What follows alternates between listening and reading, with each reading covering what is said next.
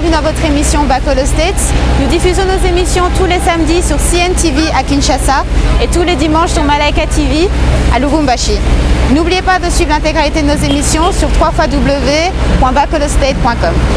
Donc, nous avons appelé l'Union européenne à appliquer des sanctions ciblées, c'est-à-dire de bloquer les visas ou les gels d'avoirs contre les individus qui sont responsables pour la répression et d'autres graves violations des droits humains en RD Congo. Voilà, chers téléspectateurs de l'émission Back Holo State, bonjour et bonsoir chez vous. Merci de vous savoir très nombreux devant vos écrans pour suivre cette émission avec Gary Iwele. Comme ça a toujours été depuis Washington DC, la capitale du monde. Mais aujourd'hui, en exclusivité, nous sommes à New York City. Je suis ici au siège aussi des Human Rights Watch pour accueillir une dame. Celle-là, elle s'est fait parler d'elle, puisqu'elle a défreiné l'actualité dans le monde entier, puisqu'elle a été, j'aime le dire ainsi, chassée de la République démocratique du Congo, puisqu'elle était témoin gênant. Alors, il s'agit bel et bien de Madame Ida Soye, qui est la représentante de Human Rights Watch en République démocratique du Congo. Une autre organisation des droits de l'homme, Human Rights Watch, l'une de ses représentantes en RDC, la chercheuse Ida Soye, a vu son visa annulé alors qu'il était valable jusqu'en 2019. Elle a un peu moins de 48 heures maintenant pour quitter Kinshasa. L'ONG américaine de défense des droits humains, Human Rights Watch, a réagi ce mercredi à la révocation par les autorités de la RDC du permis de travail de la chercheuse Ida Soye. La manœuvre du gouvernement congolais consistant à écarter une chercheuse expérimentée de Human Rights Watch sous couvert d'une histoire de visa d'établissement ne devrait tromper personne. Il ne s'agit là pas uniquement de forcer Ida Soye à quitter la République démocratique du Congo, mais une tentative effrontée d'étouffer les rapports sur la répression violente perpétrée par le gouvernement contre les partisans de la limitation des mandats présidentiels. We're very concerned by the government of the Democratic Republic of the Congo's decision not to renew the visa of Human Rights Watch senior researcher for the Congo. The forced departure of this researcher, together with the expulsion of Congo Research Group and Global Witness members earlier this year, is incompatible with efforts to support greater transparency, accountability, and democracy in the DRC. In September, security forces killed at least 66 protesters and possibly many more in the capital, Kinshasa. Some of these victims burned to death when the Republican Guard Presidential Security Detail attacked opposition party headquarters. The bodies of many victims were taken away by security forces. Some were dumped into the Congo River and later found washed up on its shores. 51 tués et 33 disparus en marge d'opérations policières comme celle-ci en République démocratique du Congo. L'ONG Human Rights Watch accuse la police de Kinshasa d'avoir procédé à des exécutions extrajudiciaires lors d'une vaste opération anti-banditisme contre des bandes organisées appelées les Kuluna. Ils allaient d'un quartier à l'autre à la recherche de personnes suspectes d'être membres des Kuluna et de parfaits innocents ont été pris pour cible. Dans certains cas, ils ont tiré des jeunes hommes de leur maison et beaucoup ont été frappés et humiliés sous les yeux de leur famille et des voisins. Et dans certains cas, ils étaient exécutés.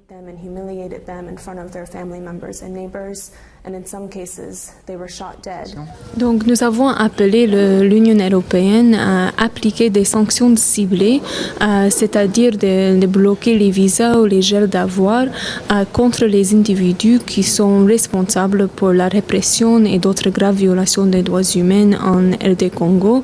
Et on pense que cela est important pour montrer qu'il y a des conséquences pour ce type de violations et pour essayer d'éviter encore des violences, encore de répression dans les mois à venir. Alors, Madame Ida, bonjour. Bonjour. Comment ça se passe? Comment vous allez déjà? Ça va, mais... Vous êtes en chômage, maintenant vous avez abandonné la République démocratique du Congo? Non, pas du tout. Donc je continue à travailler sur la RDC, mais malheureusement pas à partir du pays pour le moment. Tout à fait. Alors, vous, en tant que représentant des droits de l'homme en République démocratique du Congo, maintenant vous les jouez ici, très loin de la capitale Kinshasa. Qu'est-ce que vous avez suivi et quel est votre message par rapport à cela? Oui. Donc, nous avons publié un rapport hier on a parlé de ce moment crucial pour le pays, la République démocratique du Congo. Et on pense que les décisions qui seront faites par le président Kabila lui-même et son gouvernement dans les prochains jours, les prochaines semaines, prochains quelques mois sont très cruciales pour l'avenir du pays et pour l'avenir de toute la région. Et s'il décide de respecter la Constitution, de démissionner, de quitter le pouvoir à la fin de son mandat, laisser les élections crédibles, pacifiques, pour passer le pouvoir, donc pour la première fois d'un président élu démocratiquement à un autre président élu démocratiquement, ça sera une étape énorme pour tous les pays et toute la région pour renforcer la démocratie, l'état des droits, le respect des droits de l'homme dans la région. Mais malheureusement, nous sommes dans une situation où depuis 2 ans maintenant, on a documenté une répression très brutale contre toute personne, les membres de l'opposition, les activistes des droits de l'homme, à commencer par vous-même. Par exemple, oui, mais surtout des activistes congolais, des journalistes et d'autres qui soit sont des témoins qui ont documenté ces incidents ou les personnes qui se sont opposées aux tentatives de prolonger le mandat du président Kabila. Mais il y a beaucoup de tentatives de prolonger pour ne pas organiser des élections à temps. Et il y avait plusieurs manifestations, plusieurs personnes qui sont opposées à ça. Et on a documenté la répression brutale où des manifestants étaient tués par balles, réprimés, des dizaines de cas d'arrestations où souvent les activistes et d'autres étaient détenus à l'ANR, l'Agence nationale de renseignement, pour des semaines, des mois, en secret, sans accès à leur famille, sans accès à un avocat et sans aucune inculpation.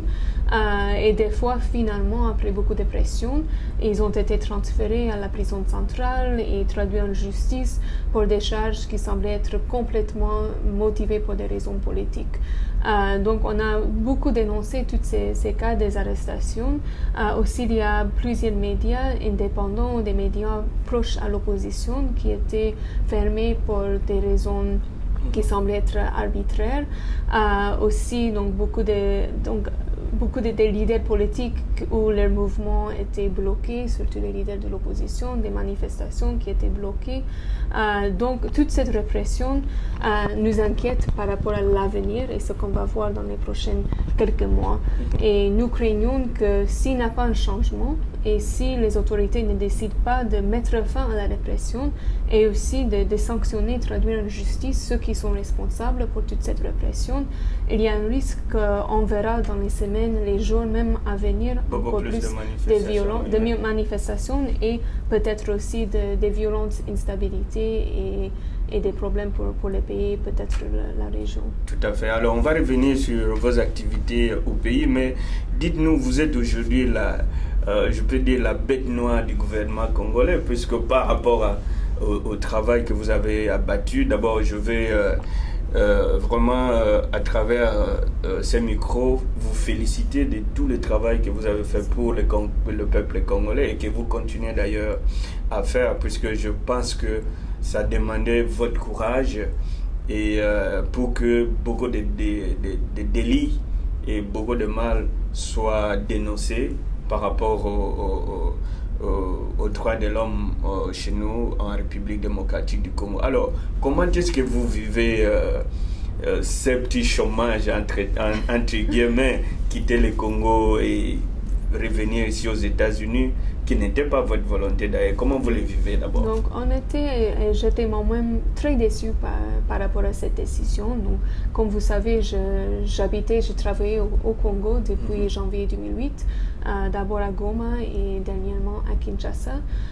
Et j'ai travaillé sur plusieurs dossiers, donc y compris par exemple le M23, le dossier de Bosco Ntaganda qui est aujourd'hui à la Cour pénale internationale, les crimes commis par les FDLR, par Mai Mai Cheka, par plusieurs groupes armés à l'Est, surtout beaucoup de cas de viols commis par les soldats congolais.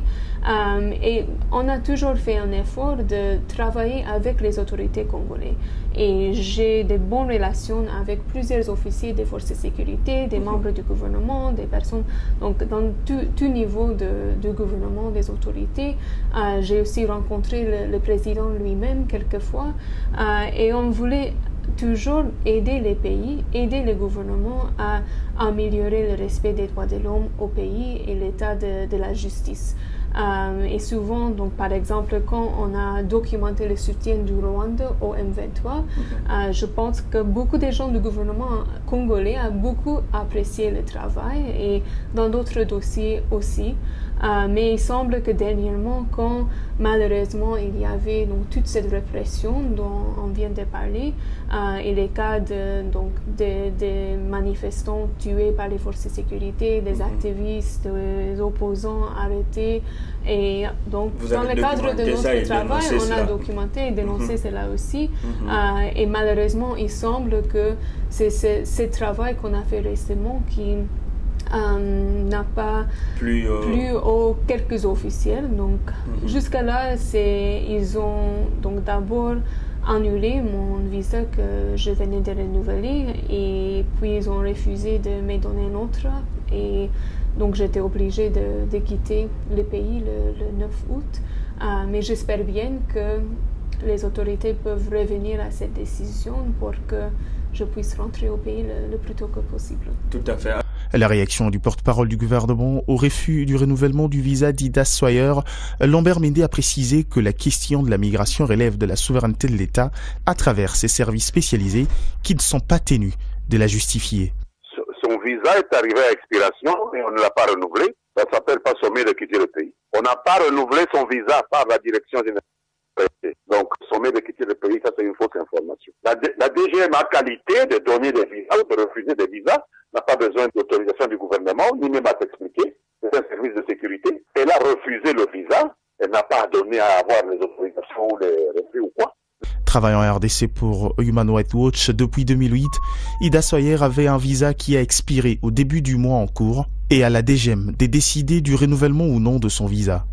Répondant aux allégations faites par certains médias étrangers, parlant d'une instruction du gouvernement au service des migrations, Lambert Mende a rappelé que le gouvernement congolais n'a pas à s'ingérer dans les affaires de la DGM et Ida Sawyer doit quitter la RDC, faute de visa.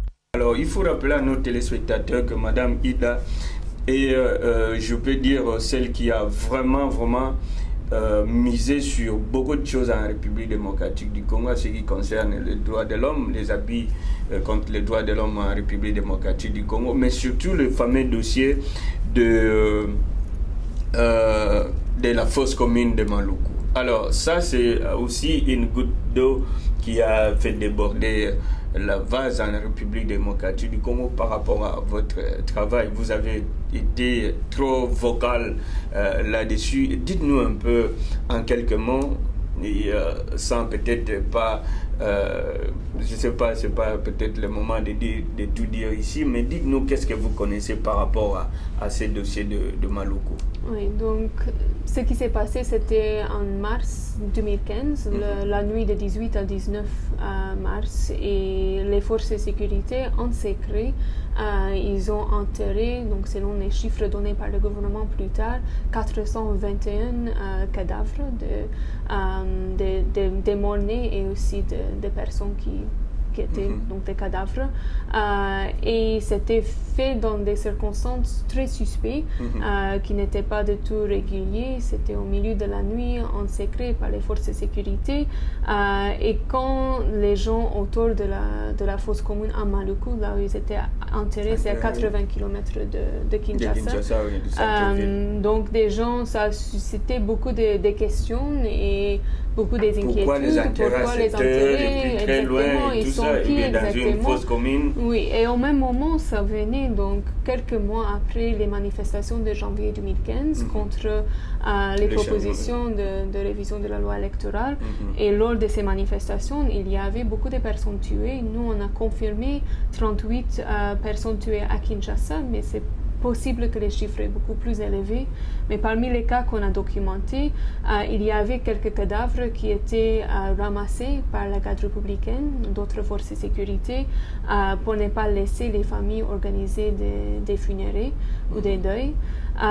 Et aussi, il y avait quelques cas de personnes portées disparues que nous avons documentés. Et jusqu'à aujourd'hui, les familles n'ont trouvé aucune trace de leur qui donc semble peut-être, on ne sait pas ce qui s'est passé. Aussi, il y avait l'opération Lycofim, juste avant cela, contre les membres donc c'était une opération policière contre les membres des gangs criminels à Kinshasa.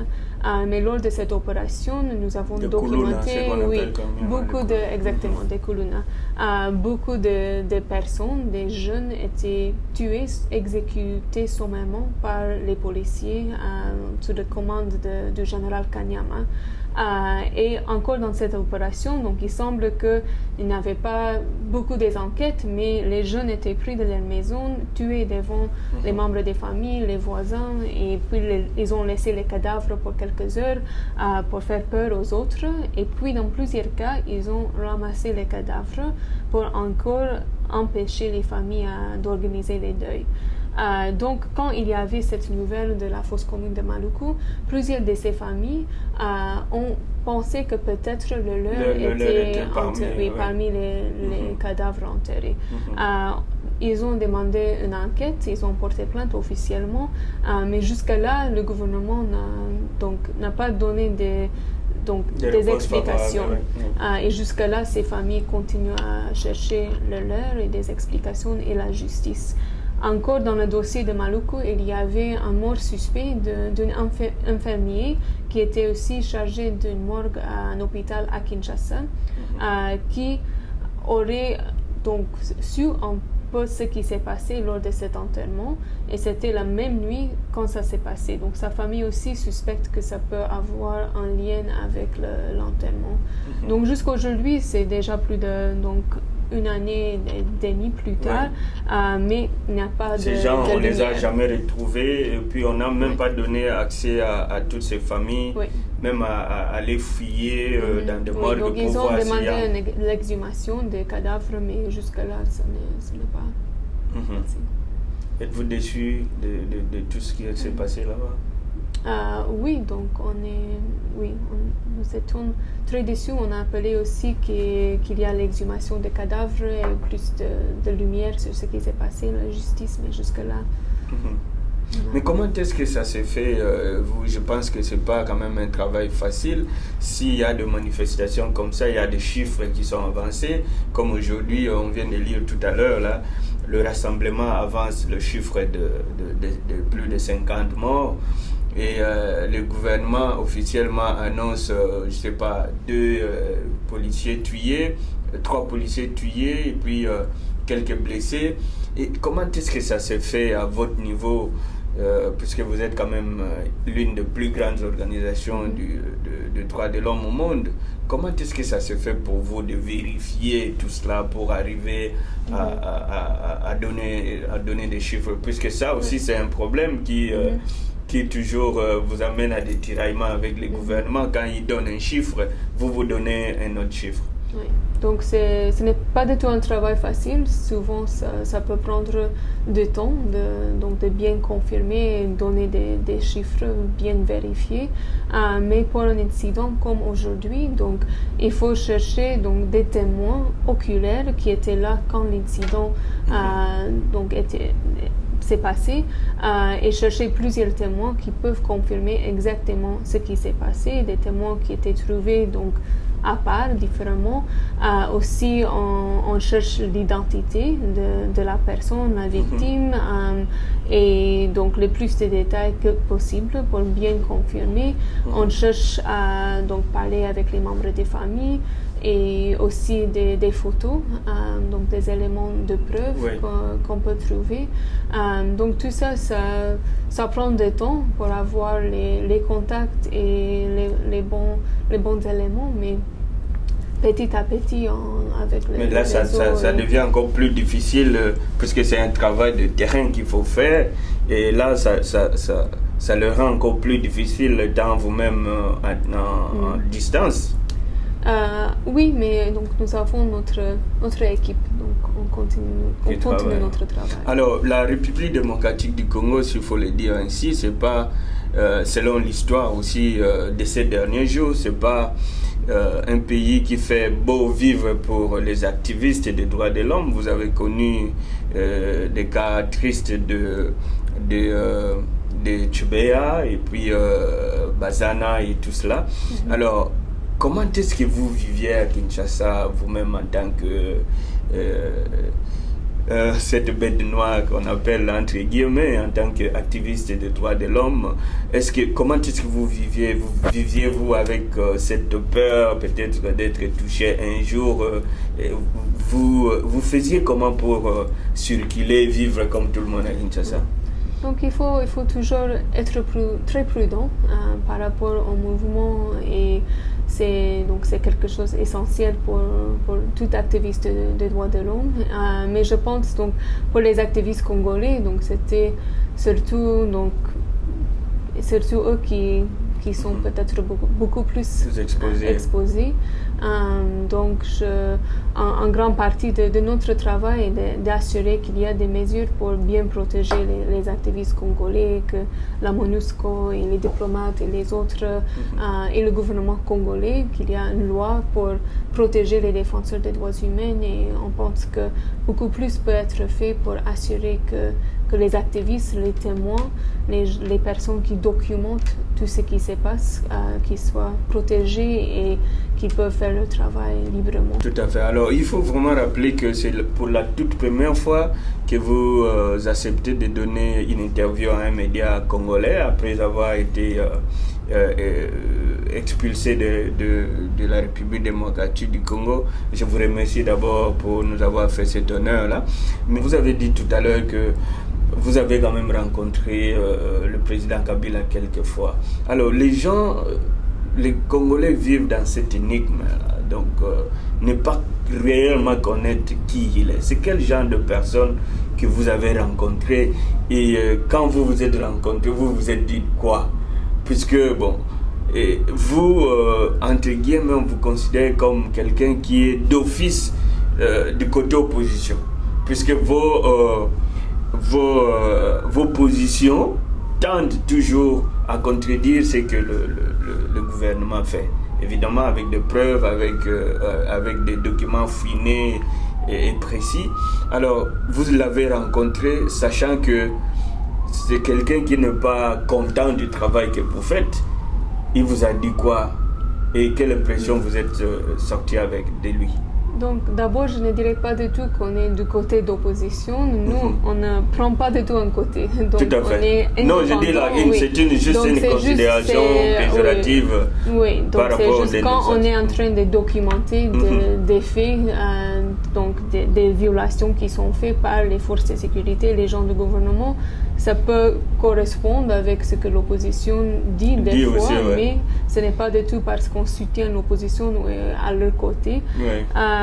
Et oui, donc je pense avec le président Kabila, depuis qu'il est arrivé au pouvoir, il a fait beaucoup de choses pour ce pays, et on a donc mis fin à la période de la guerre, la situation à l'Est, même si ça continue d'être très inquiétant, il y a toujours énormément de problèmes. Ce n'est pas exactement ce que la situation était avant, avec les problèmes de viol par les soldats FARDC.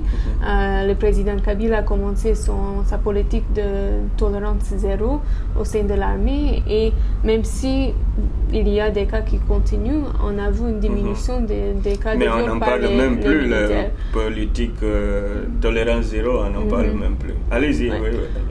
Donc je pense qu'il y a des choses qui ont été faites lors du mandat du président Kabila.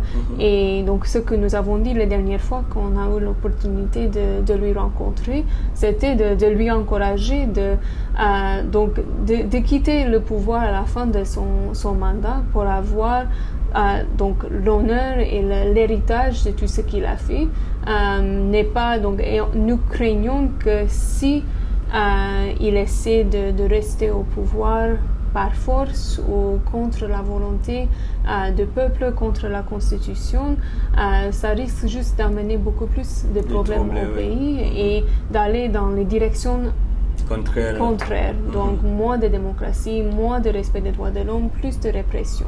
Et il vous a dit quoi? Donc, il n'a pas donné une réponse claire, mais je pense qu'il a pris note de ce. Mais est-ce qu'il ne trouve pas ça une ingérence qu'une ONG qui lui demande, par exemple, ce genre de choses? En quoi vous vous mêlez de ce qui se passe au Congo? Est-ce que lui n'a pas pris ça genre d'ingérence dans des affaires du Congo? Donc nous sommes une ONG de droits de l'homme et notre travail consiste dans la documentation, mais aussi les efforts de plaidoyer avec les recommandations sur comment améliorer le respect des droits de l'homme dans un pays. Et nous faisons des recommandations, donc, par exemple en travaillant sur la RDC, c'est là où je travaille, mais Human Rights Watch travaille sur plus de 90 pays au monde, mais au Congo, on fait des recommandations au gouvernement, aux partenaires de la RDC, à la MONUSCO qui est présente au pays. Et nous faisons nos recommandations, mais c'est bien sûr aux autorités congolaises, aux partenaires de les exécuter. Donc ce n'est pas... Nous savons que notre rôle est limité. On peut donner des recommandations, encourager les acteurs à prendre des mesures pour améliorer la situation, mettre fin aux violations des droits humains.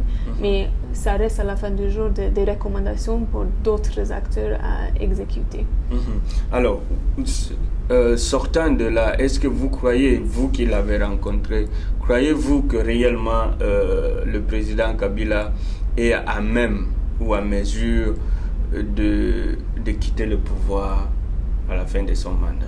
L'impression que vous avez, puisque vous êtes quand même spécialiste aujourd'hui, il faut le dire, du Congo, ayant travaillé là-bas très longtemps, et aussi surtout le travail que vous êtes en train de faire, ça demande vraiment un travail de fond, des enquêtes de fond. Vous connaissez quand même beaucoup de dossiers que la plupart d'entre nous ne connaissent pas. Avez-vous l'impression que M. Kabila peut quitter le pouvoir après son mandat? Je crois que c'est toujours possible. Et on peut dire que la fenêtre d'opportunité est en train de se fermer, mais ce n'est pas encore fermé. Et il reste du temps pour le président de nous surprendre peut-être et décider que ce serait la meilleure décision pour lui-même, pour son pays, de quitter le pouvoir à la fin de son mandat et laisser l'organisation des élections crédibles le plus tôt que possible. Donc je pense qu'un signal très clair de son part, ainsi que donc des signaux qu'il a la vraie volonté de quitter, ça peut vraiment aider avec la situation sur le terrain aujourd'hui pour calmer la population et pour laisser l'organisation des élections. Je pense que c'est encore possible. C'est encore possible. Alors, nous n'allons pas vous prendre tout le temps. Je sais que vous êtes aussi vous-même habité par le temps. Mais le travail que vous avez abattu au Congo, c'est un travail très remarquable. Alors, vous avez côtoyé d'autres organisations de droits de l'homme qui travaillent sur place. Alors, nous voulons savoir, puisque aujourd'hui, quand on voit tout ce qui se passe pendant le dialogue et tout cela, on dirait que la société civile n'existe plus au Congo. On parle de l'opposition radicale, disons, le rassemblement, on parle d'une opposition pro-dialogue, on parle de la majorité présidentielle. Donc, c'est comme si la société civile est effacée dans toute cette action. Vous qui étiez là-bas, comment est-ce que la société civile congolaise peut rejouer vraiment son rôle de société civile? Oui, donc je pense avec tout le temps que j'ai passé au pays, donc pas seulement Kinshasa, Goma, mais dans les autres provinces, sur le terrain, ce qui m'a donc remarqué peut-être le plus, c'est toutes les activistes très courageuses qu'on a trouvées sur le terrain, donc dans des villages, dans les provinces, à Kinshasa, à Goma aussi. Et je crois qu'il y a donc beaucoup de membres de la société civile, des activistes des droits de l'homme qui font un travail formidable.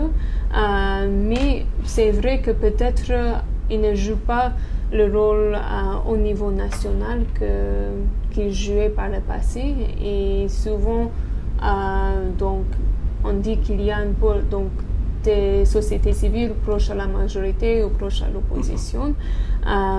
Mais je pense que les acteurs sont là, donc c'est juste en mesure de donc, les encourager, les soutenir, les donner l'opportunité de s'exprimer, de faire partie de ces débats qui existent.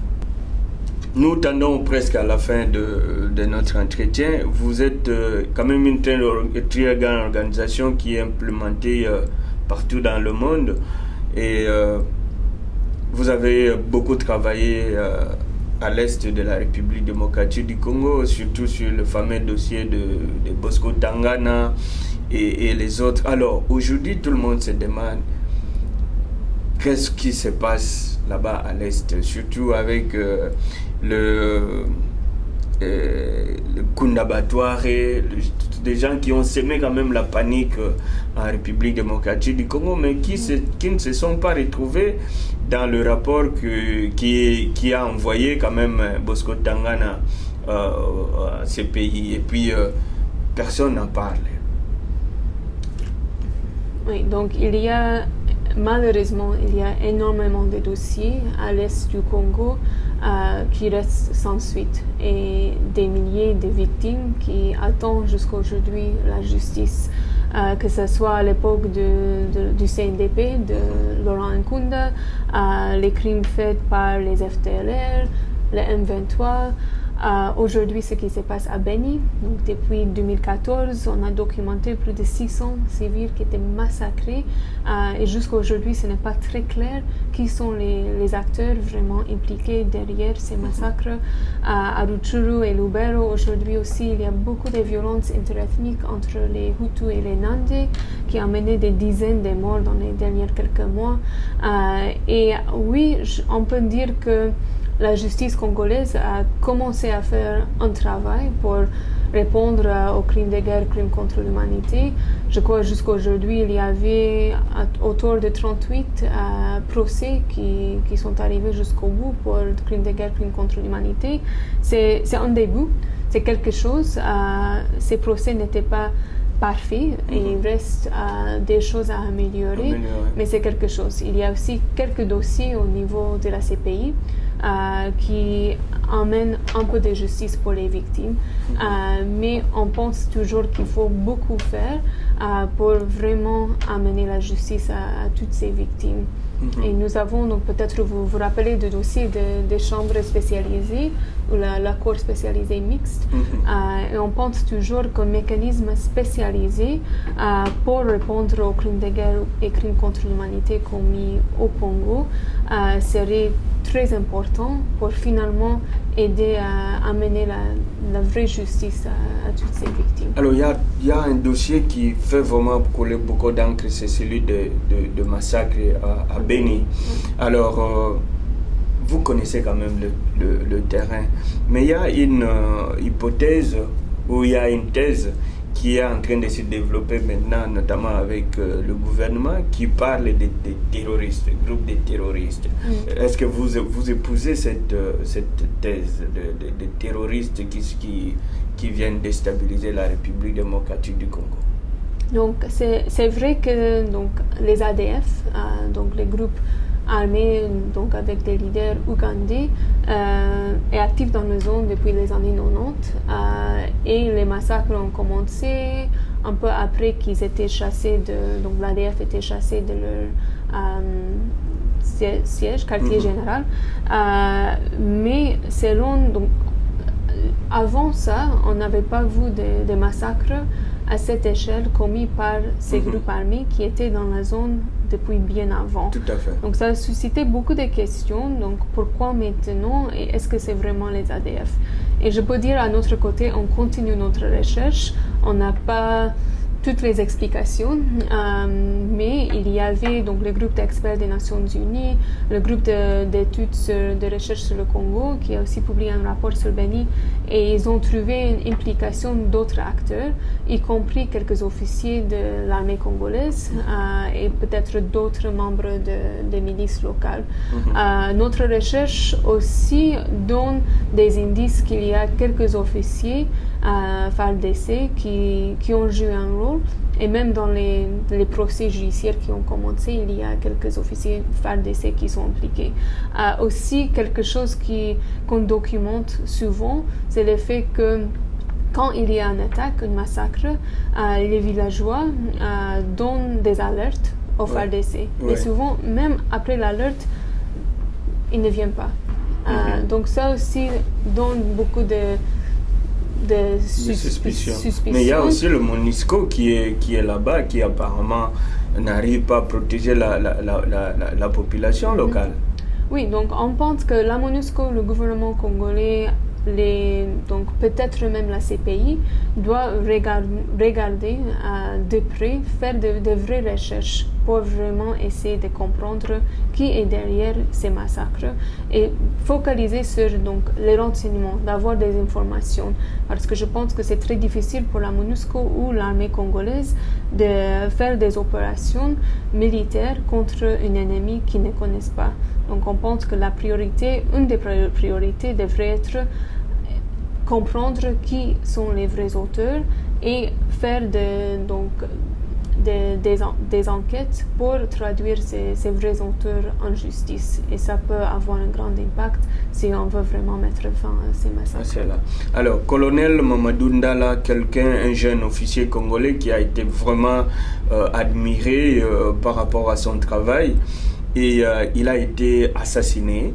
Vous avez documenté là-dessus. Et le Congo devient comme un genre de lieu où on commence des enquêtes qui ne finissent jamais. On va dire, tel dossier, voilà, il y a des enquêtes qui se font, mais on n'a jamais su les résultats de ces enquêtes. Alors, voyez-vous que vous êtes dans un terrain où c'est comme s'il y a trop de choses à la fois et que vous vous retrouvez comme si vous êtes toute petite là à faire tout cela ensemble. Oui, ça peut souvent ça peut être difficile, difficile, parce qu'il y a trop de violations, trop de victimes, trop de choses qui se passent. Mais je pense petit à petit, on voit des résultats. On prend l'exemple de Bosco Ntaganda. Donc c'était plus d'une décennie qu'il a commis des crimes graves à l'est de la RD Congo. Les troupes sous son commande étaient responsables pour des massacres, des viols en masse, des enlèvements, beaucoup de violations quand il était dans les groupes armés ainsi qu'en général dans les FARDC. Et beaucoup de gens disaient il ne sera jamais arrêté et il ne sera jamais à la CPI. Mais finalement, ce jour est arrivé. Grâce aussi à votre travail que vous avez fait. Avec beaucoup d'autres aussi, beaucoup des activistes congolais. Et je crois que ça montre qu'il faut garder l'espoir. Et même si la justice ne vient pas aujourd'hui ou demain, ça peut venir un jour. Et il faut continuer à lutter pour ça.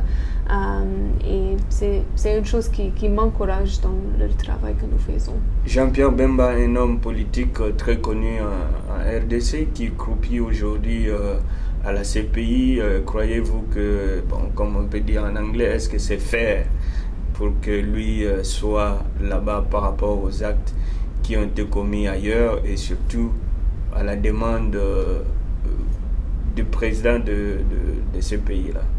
Est-ce que vous croyez? Je pense, donc nous-mêmes, on n'a pas documenté les crimes en RCA, mais en suivant le dossier ou les jugements contre lui, donc c'est très clair qu'il y avait des crimes énormément graves qui ont été commis en RCA par les forces sous les commandes de Bemba. Donc je pense que c'est quelque chose qu'on ne peut pas ignorer et qui n'est pas nécessairement lié à la situation politique en RD Congo. Donc ce n'est pas à nous de décider quel dossier ces pays va... A-t-il encore un avenir politique en RDC, lui? Je pense, donc ce n'est pas à moi à le dire, mais c'est toujours possible s'il finit sa peine qu'il pourrait revenir. Mais les opposants congolais, on en connaît de tout genre. On va de haut en bas. Hier, c'était Kamere qui faisait du bruit. Aujourd'hui, il retourne Kazakh. Après-demain, c'est tel. Vous avez quand même côtoyé tout ce monde-là. Et il y a aussi un autre fameux dossier, c'est évidemment celui de Moïse Katumbi qui a été condamné. Et tout cela, que pensez-vous de l'avenir du Congo aujourd'hui, surtout du côté opposition? Donc, je pense que ce n'est pas à moi à juger les acteurs politiques et l'opposition, mais je crois, donc, en parlant de l'avenir du pays, je vois les jeunes, donc la génération des jeunes Congolais qui sont très engagés, très dédiés, très intéressés à avoir un avenir meilleur pour leur pays et qui sont on peut dire fatigués des leaders de notre génération. Ils veulent que les choses changent au pays. Mais je pense que c'est avec une nouvelle génération, peut-être on verra donc d'autres leaders. Mais je pense qu'il y a beaucoup de Congolais avec beaucoup de capacités. Donc je pense qu'il faut garder l'espoir qu'il y aura... les choses vont améliorer, surtout côté droits de l'homme dans le pays. Tout à fait. Alors, un mot peut-être pour finir, cette diaspora congolaise qui joue aussi un rôle très très important et qui vous suit à travers cette émission. Donc, je voudrais d'abord vous remercier d'avoir nous regardé cette émission. Je suis donc très contente d'être avec vous ici. Et oui, je voudrais donc encourager tous les Congolais qui suivent cette émission de vraiment travailler pour améliorer la situation des droits de l'homme au pays et d'éviter la violence dans les semaines et les mois à venir. Je pense qu'on peut voir un changement, un bon changement dans le respect des droits humains, mais ce n'est pas à travers la violence. Il y avait quelque chose que je n'aimerais pas vraiment oublier ça, puisqu'on vous reproche aussi toujours de faire beaucoup plus de pression au gouvernement congolais, mais faire moins, par exemple, à pousser le gouvernement américain aussi à agir dans le sens d'améliorer la situation sur le terrain en République démocratique. Peut-être c'est peut-être une mauvaise assertion, une mauvaise impression que les gens ont, peut-être ne pas savoir le travail que vous faites. Est-ce que vous aussi de votre côté vous poussez aussi les gouvernements, votre gouvernement américain par exemple, de pouvoir mettre la main dans la pâte pour faire asseoir